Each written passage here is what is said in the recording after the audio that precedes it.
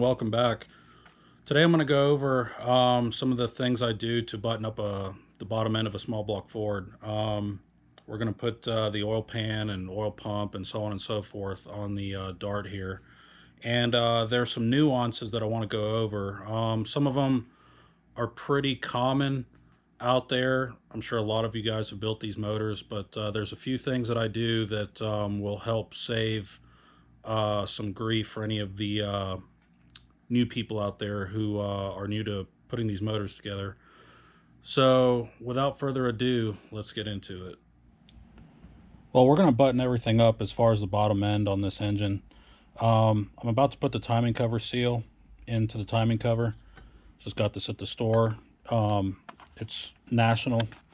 There's the part number. I tend to prefer the National seals over some of the house brand part store brands because let's just say they're made overseas or inferior, and you'll be doing this a week later.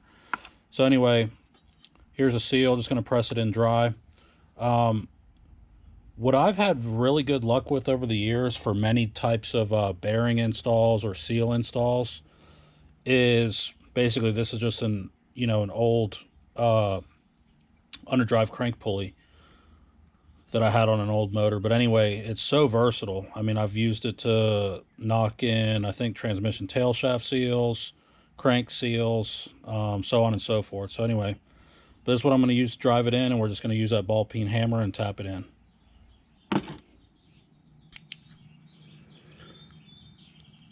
What I'm doing is I'm test fitting the distributor to see how far the shaft comes below the boss and the block. I have the block upside down, obviously, but what you can tell, I have my distributor in, and if you guys can look right down there where the flashlight's shining, that's where the distributor shaft is poking up through the boss and the block. I want to determine how far I need to slide the collar down the oil pump drive shaft to make it sit neatly between the pump and the bottom of that distributor shaft. So what I'm going to do is I'm going to slide the collar in, mock up the oil pump, and see what we got. And here's the oil pump drive shaft, ARP, and this is the collar that I'm talking about. They purposely move these farther up on the shaft so you can slide them to where you need. What I do is I only slide these collars down just as far as enough is needed, because what this does is it actually keeps the shaft in the block. If you ever have to pull the distributor, it won't come out of the pump and down into the pan. So it's very critical you get these right. So let's go ahead and open this up, and we're going to mock everything up with the oil pump, see what we have. All right, everyone. Well, I have the pump collar, or the pump shaft collar, in the right position. It's down in the block. I'll pull it out to show you, but just to show you how to mock this up, here's the oil pump as well. So you're going to want to obviously put the shaft in the keyway of the pump, and you see it'll lock in just like that. Run it flat to the face, and then you want to line up your holes, and then you want to see how much play you have. All right, guys, everything's on. Oil pump's on with the gasket, a little bit of silicone in between. ARP bolts, got the ARP drive shaft in there, so you can see. Pickup tube. What you really want to do is you want to mock these up, guys. I took a measurement from the oil pan that I'm going to use, and it's 9 inches from the face to the deepest part of the rear sump, right at 9 inches. So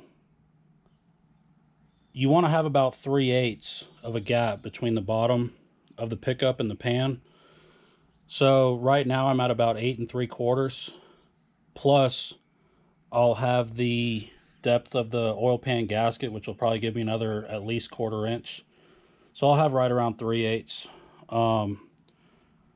plus or minus a little bit. So it'll be right on the money. Got it tightened down with the stud. And you want to put everything loosely together and then run all your bolts tight after everything's together, so everything kind of settles the way it needs to and nothing's in a bind.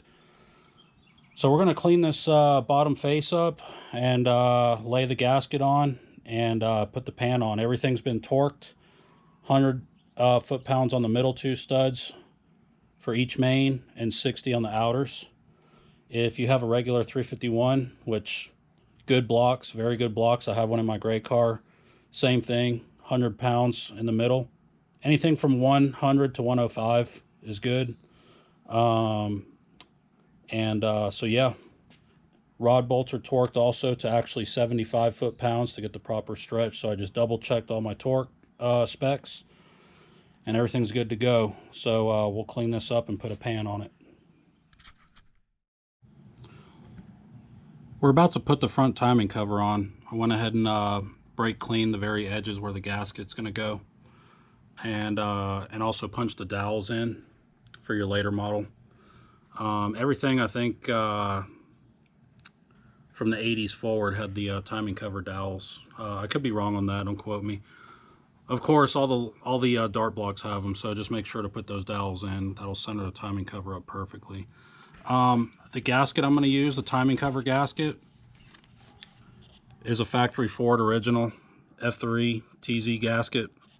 I try to use original when I can. I found a group of these for a pretty good price. You know, if you can find these, go ahead and use them. Cosmetically speaking, though, I like to use them because I think the aftermarket Felpro timing cover gasket is blue and it stands out like a sore thumb. And then they also give you this triangulated piece for what's used on the old Mexican blocks. Of course, you can cut that out, but I'm impartial. I really just don't like a blue timing cover gasket. Me personally, I just prefer black, I prefer original Ford. So this is what we're going to use. So I'm going to put some Permatex gray. I'm going to smear just a light coat around the edges. Get this gasket on there. We'll do the same thing to the back of the timing cover, and we'll go ahead and run this on. So let's take a look at what we have here. Went ahead and mounted the timing cover. Everything went on super smooth. Everything fit perfectly. All I did was put some of the the Permatex gray on the back side of the timing cover, and just a minimal amount is all you need. See, just barely a little bit squished out. That's how I like to do them, nice and neat. Right here is the adjustable timing pointer. I like using these. So these are from UPR. See if I can get the part number out for you. They're very versatile. There's the part number right there. And they come in a clear-coated anodized aluminum color. They come in black, I believe, blue. I just always like the the bare aluminum clear anodized. It's always been my favorite. One thing that you'll know or notice here is I have the key at top dead center. When I build small block Fords, what I like to do at this point is mount the balancer, but there's a trick that I do to mount the balancer to make sure you don't have any issues with the keyway. The main one being is on these aftermarket cranks, most of them, the Scats and the Eagles. If you look down in here, they have 3 separate Woodruff keys, usually 2 or 3.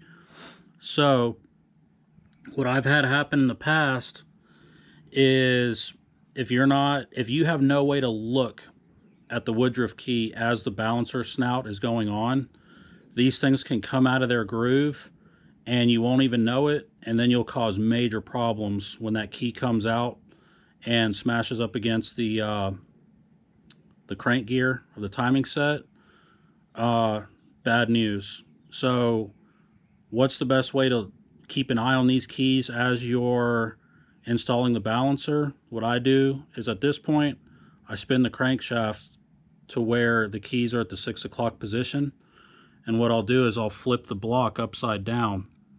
Okay, and I'll start installing the balancer that way. And you'll be able to tell, because you can see from the back of the timing cover, you can keep an eye on these keys.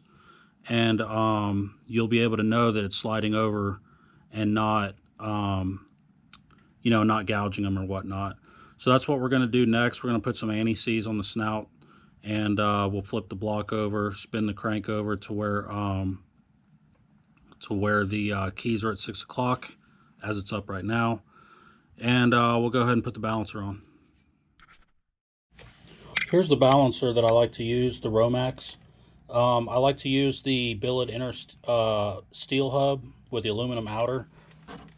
Here's the part number. Now this is for a zero balance engine. They're made in Australia. They're SFI approved. You don't need any spacers for a Fox body pulley setup because they're already machined like a stock style harmonic balancer.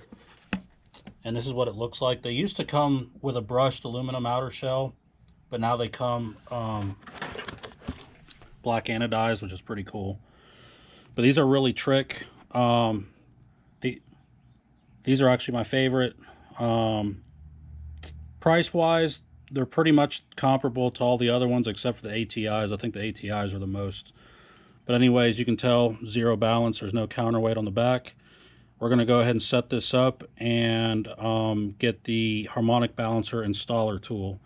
Very important that you never run these harmonic balancers on with the crank bolt at all. You will strip the threads in the crank. Don't do it. Use the proper tool. You can run them at the part stores. And that's what we're going to do. So we have the keyway face up, just like what's on the crank. Crank is upside, or the block is upside down. Keyways are facing straight up. While we're here, let me show you what I'm talking about. It's kind of hard to see from this angle with the light, but when you're doing this at home or in your shop, when this balancer draws through, you will be able to look at the keyways to make sure they're staying put. And if they're moving, stop, pull it out, and reassess. But at least it gives you a chance to look at what's going on and prevent something from happening. So we're going to go ahead and set this up and drive this thing on. So I've started the balancer. I just put on the snout, and it went on about an inch or so, and then it stopped, obviously, because there's a press fit.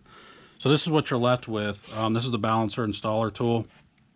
When you get to this point, these installer kits are actually missing a vital piece to get these harmonic balancers on, at least for the Fords anyway.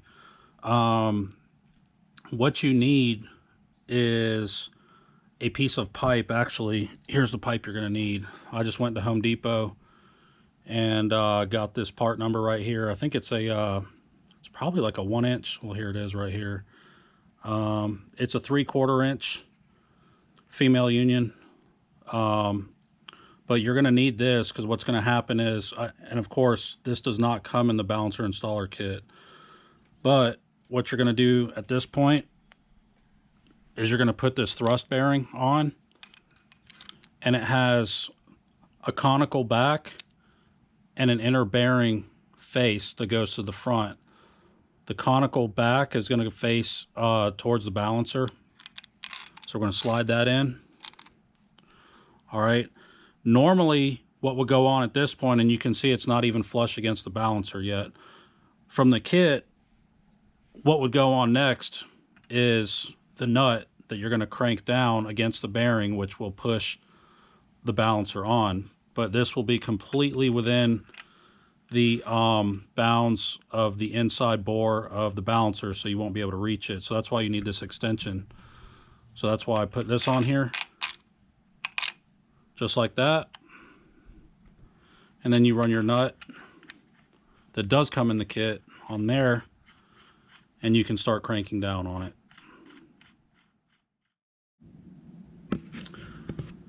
All right, guys, I don't know how much of this you can see, the GoPro. It's very hard to tell, but this is what I'm doing. If you guys can see the keyway, I'm looking down in here and making sure the snout slides over that key. And as long as it slides over the key, you can keep going all the way until it's fully seated. If that key starts to come out, stop, reassess. The other thing at this point you want to look at is your outer dust seal. Make sure that the lip doesn't fold over on itself as the balancer is going on. If it is, you can take like a soft toothpick and just kind of go around it and get it started, and that's all you'll need to do. So this one's going on just fine. I'm gonna run this one on all the way, and we'll be good to put the pan on.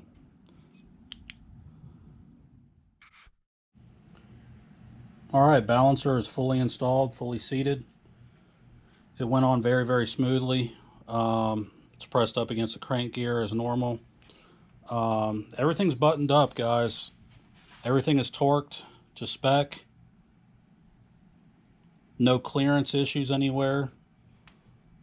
You know, with these big strokers, especially if you're running like a 4-170 stroke crank, you want to make sure that, you know, your rods don't hit the oil pump or your counterweights and whatnot. But everything is crystal clear over here. Pickup tube is at the right height, bolted to the pump, silicone just a little bit on the gaskets, ARP bolts. So we're going to go ahead and clean all this up and get ready to mount the pan.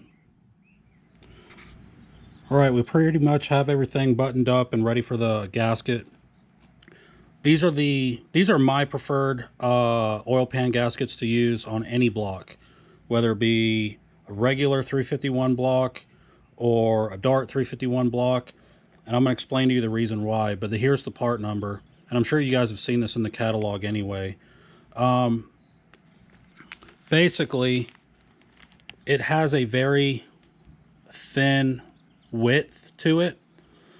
So what that does is it allows the gasket to seat on the rails of the block without interfering with a 4-bolt main block, like a Dart or a Man-O-War or what have you. However, this gasket will fit perfectly on a 2-bolt main stock block as well, and they seal very, very well.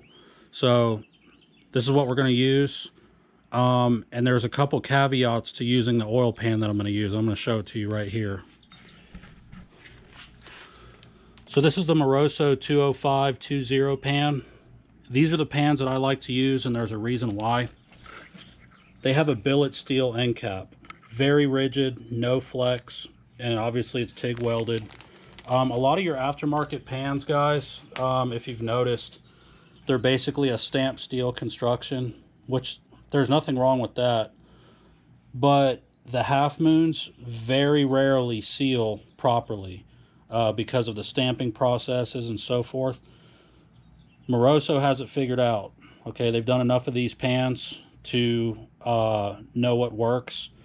And again, this is a solid billet chunk steel with the half moon already machined in, and then it's reinforced with billet steel rails.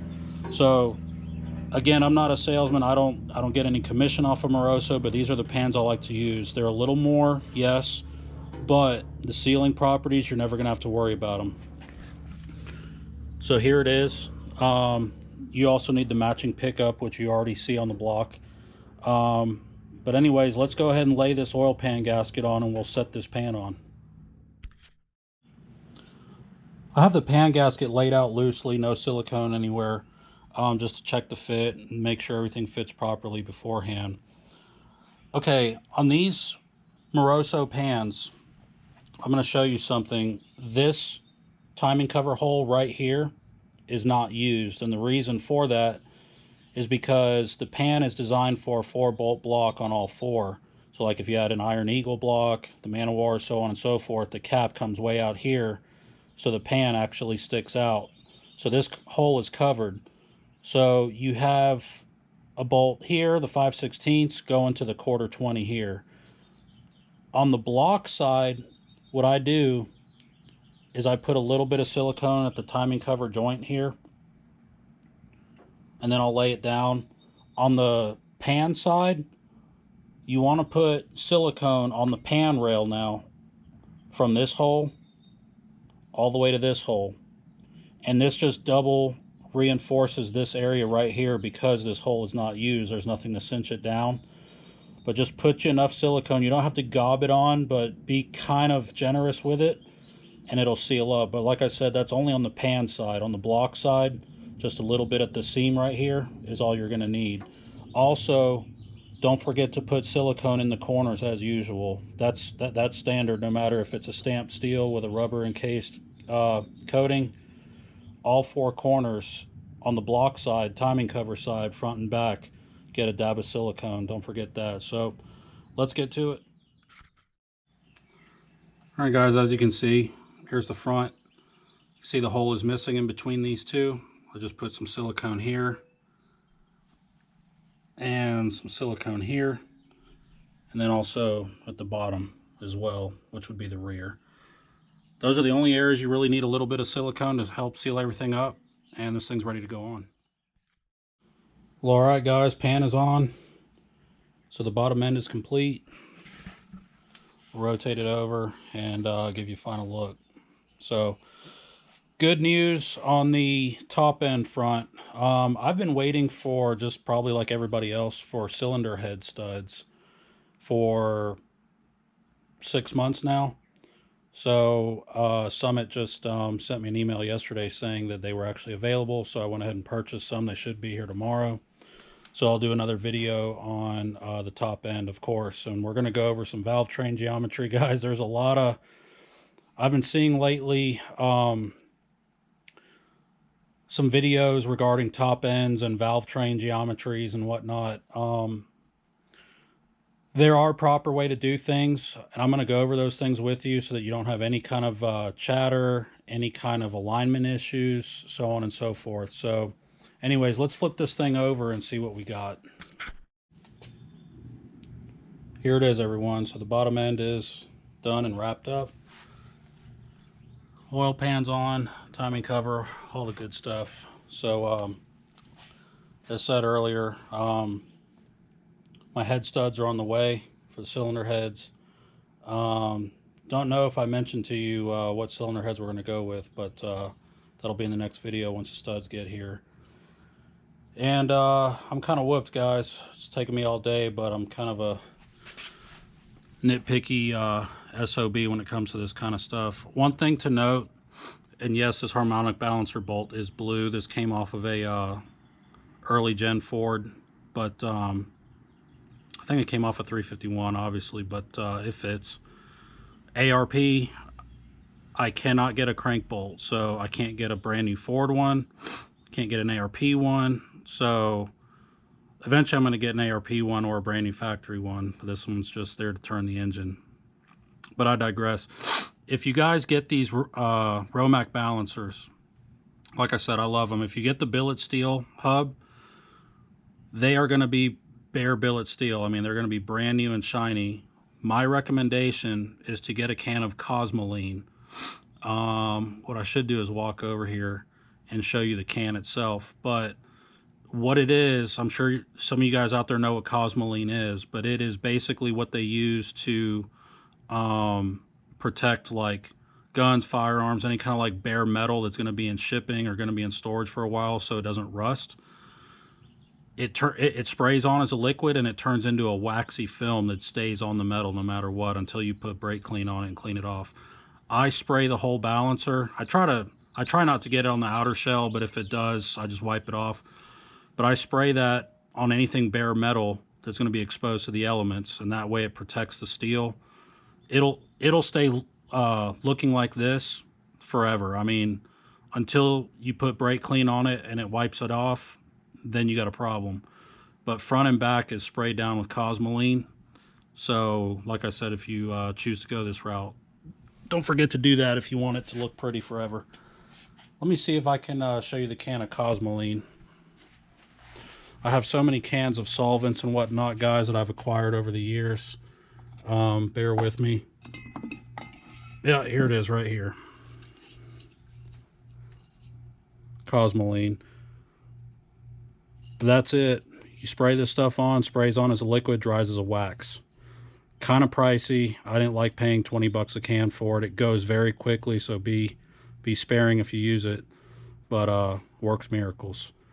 All right, guys, until the next time, we're going to go ahead and wrap this one up, and I'll see you on the next one for the top end. All right, well, thanks for watching, guys.